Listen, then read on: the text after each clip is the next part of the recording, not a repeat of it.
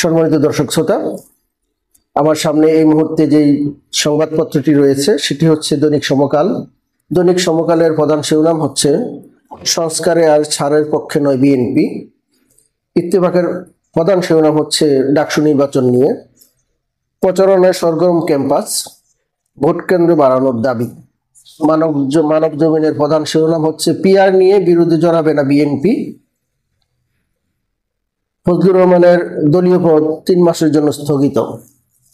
দৈনিক আমার দেশের প্রধান শিরোনাম হচ্ছে জোরপূর্বক জবানবন্দি আদায়ে পুলিশের সঙ্গী ম্যাজিস্ট্রেটরাও। দ্বিতীয় হচ্ছে মন্তব্য প্রতিবেদন পিআর বনাম চেতনার লড়াই, যিনি দৈনিক আমার দেশের সম্পাদক জনাব মাহমুদুর রহমান, উনি ওনার কলামে এটি লিখেছেন। দৈনিক যুগান্তরের প্রধান শিরোনাম হচ্ছে স্ট্রাইকিং ফোর্স হিসাবে থাকবে সেনাবাহিনী, ভোট যুদ্ধে প্রাণবন্ত ক্যাম্পাস, ডাকসু হল সংসদ নির্বাচনে প্রচারণার প্রথম দিন।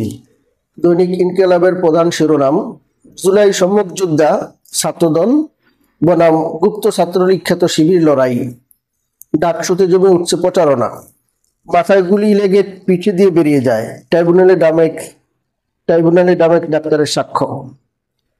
প্রথম আলোর প্রধান শিরোনাম হচ্ছে প্রচার শুরু, উৎসব মুখর ক্যাম্পাস। আরেকটি শিরোনাম হচ্ছে জুলাই সনদ চূড়ান্ত হতে আরো সময় লাগবে। এবং তার দ্বিতীয় হেডলাইনটি হচ্ছে চীনের 12টি J-10C জঙ্গি বিমান কিনতে চায় বাংলাদেশ। আগামী দিনের চ্যালেঞ্জ মোকাবেলায় সক্ষম করে তুলতে 3 বাহিনীর আধুনিকরণ চলছে, আর এর অংশ হিসাবেই J-10C বিমান কিনতে চায় বাংলাদেশ।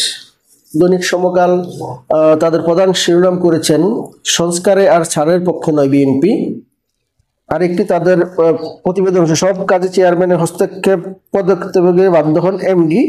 এটি বাংলাদেশ কমার্স ব্যাংকের একটি প্রতিবেদনটি তাদের সেকেন্ড হেডলাইন করা হয়েছে, যেখানে ব্যাংকের যে অব্যবস্থাপনা সে সম্পর্কে বিস্তারিতভাবে এখানে তুলে ধরা হয়েছে। দৈনিক নয়া দিগন্তের প্রধান শিরোনাম হচ্ছে আওয়ামী লীগকে ফেরাতে নীল নকশা, এস আলমের সাথে দিল্লিতে শেখ হাসিনার একাধিক গোপন মিটিং, প্রাথমিকভাবে 2,500 কোটি টাকা হস্তান্তর। দ্বিতীয় যে হেডলাইন তারা করেছেন সেটি হচ্ছে আওয়ামী লীগের উদ্দেশ্য ছিল গণ অভ্যুত্থান দিবসে অনুষ্ঠান পণ্ড করা। এটি নিউ ইয়র্কে যে তথ্য উপদেষ্টার উপর যে হামলার চেষ্টা করা হয় গত পরশুদিন, তার উপরে নিউ ইয়র্ক কনসুলেটের ব্যাখ্যা দিয়েছেন এবং সেখানে যারা হেনস্থা করার চেষ্টা করেছেন তাদের ব্যাপারে পদক্ষেপ নিতে বাংলাদেশ সরকারের পক্ষ থেকে যুক্তরাষ্ট্রের প্রশাসনের কাছে চিঠি দেওয়া হয়েছে। বাংলাদেশ প্রতিদিনের যে প্রধান শিরোনাম সেটি হচ্ছে তদন্তের আওতায় ব্যাংক খাত, ডক্টর ইউনূসের উপর আস্থা রাখুন। এবং তাদের ইন্টারেস্টিং একটি নিউজ করেছেন মুনিয়া হত্যা রহস্য ফাঁস, সাবেক স্বরাষ্ট্রমন্ত্রী আসাদুজ্জামান খান কামাল, আইনমন্ত্রী আনিসুল হক এবং ডিবি হারুনের দাপটে ভিন্ন খাতে যায় মামলার তদন্ত। এর থেকে 2টা বিষয় আমি আপনাদেরকে বিশ্লেষণ করতে চাই আমার মতো করে। তার প্রধানটি হচ্ছে মুনিয়া হত্যা রহস্য ফাঁস, যেটি দৈনিক বাংলাদেশ প্রতিদিন করেছেন। এখানে খুব ইন্টারেস্টিংলি কিছু বিষয় তুলে ধরা হয়েছে। সেটি হচ্ছে আমরা জানি বা গত কয়েক বছর যাবৎ আপনারা জানেন যে খুব আলোচিত মুনিয়া হত্যাকাণ্ড রহস্য, যেটা প্রধান আসামি বসুন্ধরার আনবির।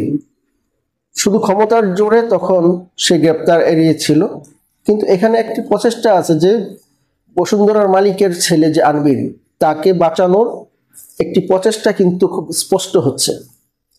এবং এটার পিছনে অনেকেই মনে করেন যে দেশের বাহিরে থেকে একজন আছেন যিনি এই বিষয়টাতে কলকাঠি নাড়ছেন।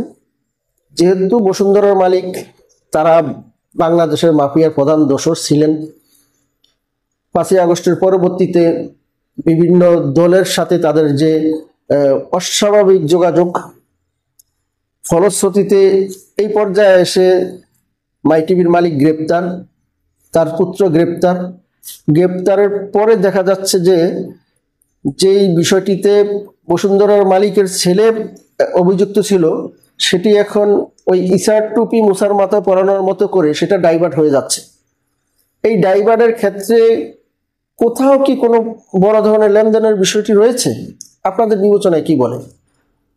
কারণ এত বড় একটি বিষয় খুব একটি গ্রেপ্তারের মধ্য দিয়ে যে ডাইভার্ট হয়ে যাওয়ার যে ক্ষেত্র প্রস্তুত করা হচ্ছে, এগুলি কিন্তু আগামী দিনে আরো স্পষ্ট হবে বলে আমার মনে হয়।